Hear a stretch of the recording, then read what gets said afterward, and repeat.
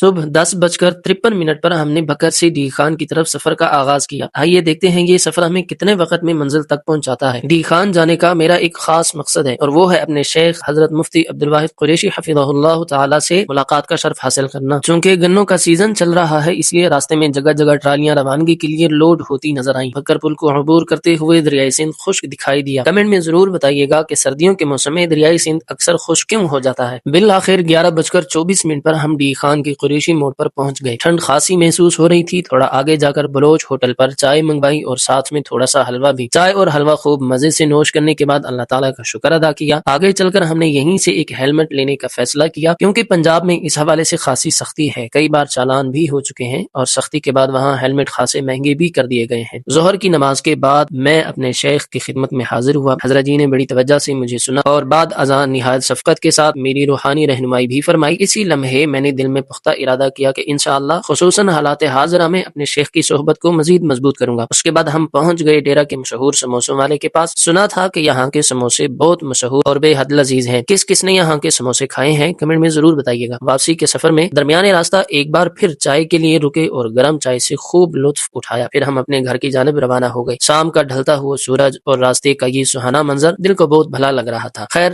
گھر پہنچ کر تھکن دور کرنے کی غرض سے چائے کی چند چسکیاں لیں اور اسی کے ساتھ آج کے ولاگ کا اختتام کیا۔